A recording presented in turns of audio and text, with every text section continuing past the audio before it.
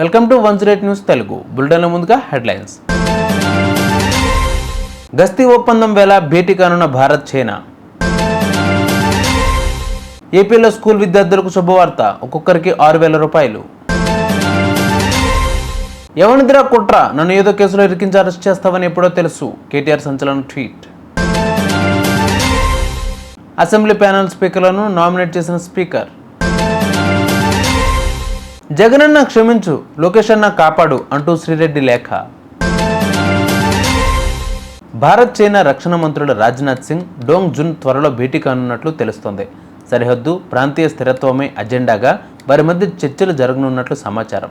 Asian రక్షణ మంత్రుల సమావేశాలకు అనుబంధంగా వచ్చే వారం వీరి భేటీ జరిగే అవకాశం ఉందని జాతీయ మీడియా కథనాలు పేర్కొన్నాయి. వాస్తవాధీన రేఖ వెంబడి 4 ఏళ్లుగా కొనసాగిన ఉద్రిక్తతలను ముగింపు పలుకుతూ ఇరు దేశాలు కీలక గస్తీ ఒప్పందం కుదుర్చుకున్నాయి. దీని ప్రకారం 2020 నాటి యథాస్థితి ఎల్సీ వెంబడి ఇక కొనసాగుతుందని, ఇరు దేశాల సైనికులు 2020లో గస్తీ నిర్వహించిన పెట్రోలింగ్ పాయింట్లకు ఇక స్వేచ్ఛగా వెళ్లొచ్చని రెండు దేశాలు ఒప్పందంలో పేర్కొన్నాయి. దీనిలో భాగంగా కీలక ప్రాంతాల నుంచి ఇరు దేశాల సైనికులు తమ మౌలిక సదుపాయాలను, ఇతర సామాగ్రిని వెనక్కి తీసుకున్నట్లు ఆర్మీ వర్గాలు ఇటీవల వెల్లడించాయి.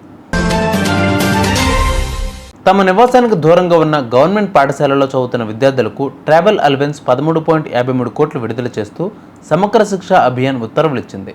దీనితో రాష్ట్రంలోని 22,558 మందికి లబ్ధి చేకూరనుంది. ఒక్కో విద్యార్థికి 6,000 రూపాయల చొప్పున అందించనుంది. విద్యా హక్కు చట్టం ప్రకారం కిలోమీటర్ దూరంలో ప్రాథమిక, 3 కిలోమీటర్ల లోపల ప్రాథమికోన్నత, 5 కిలోమీటర్ల దూరంలో ఉన్నత పాఠశాలలు ఉండాలి, లేదంటే ట్రావెల్ అలవెన్స్ చెల్లించాలి. అసెంబ్లీ ప్యానెల్ స్పీకర్లుగా పలువురు ఎమ్మెల్యేలకు శాసనసభాపతి అయ్యన్న పాత్రుడు అవకాశం కల్పించారు. YCP MLA Dasari Sudha, Janasena MLA మండలి బుద్ధాప్రసాద్, టీడీపీ ఎమ్మెల్యేలు వరదరాజుల రెడ్డి, జ్యోతుల నెహ్రూ, కోల లలితాకుమారి, బీజేపీ ఎమ్మెల్యే విష్ణుకుమార్ రాజులకు అవకాశం ఇస్తున్నట్లు స్పీకర్ ప్రకటించారు. ఏదో ఒక కేసులో ఇరికించి నన్ను అరెస్ట్ చేస్తారని ఎప్పుడో తెలుసు అని బీఆర్ఎస్ కార్యనిర్వాహక అధ్యక్షుడు కేటీఆర్ అన్నారు. రైతులు గొంతుకైనందుకు అరెస్ట్ చేస్తే గర్వంగా జైలుకి వెళ్తానన్నారు. కుట్రలకు భయపడే వాళ్ళు ఎవరూ లేరు, అరెస్ట్ చేసుకో రేవంత్ రెడ్డి అని సవాల్ విసిరారు. ఓటేసిన పాపానికి వారి భూములను కాజేయాలనుకోవడం కుట్ర కాదా? అల్లుడు అన్న కోసం రైతన్న నోట్లో మట్టి కొట్టడం కుట్ర కాదా?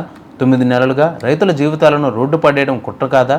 మరలపడ రైతులు ఎదురు తిరిగినందుకు చిత్రహింసలు పెట్టారు అని కేటీఆర్ ఆరోపించారు. తన వల్ల వైసీపీకి చెడ్డ పేరు వచ్చిందని మాజీ సీఎం జగన్ క్షమించాలని నటి శ్రీరెడ్డి కోరారు.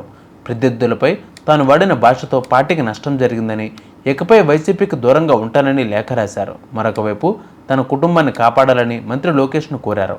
కూటమి పార్టీలు నేతలపై జుగుప్సాకరంగా మాట్లాడి తప్పు చేశానని సారీ చెబుతున్నట్లు రాసుకొచ్చారు. శ్రీరెడ్డిపై రాజమండ్రి, అనకాపల్లి, విజయవాడలో కేసులు నమోదయ్యాయి. చూసారుగా వివాళ బులెటిన్ అప్డేట్స్. మరిన్ని అప్డేట్స్తో మళ్ళీ ముందుకు వస్తాను. అంతవరకు కీప్ వాచింగ్ 108 న్యూస్ తెలుగు.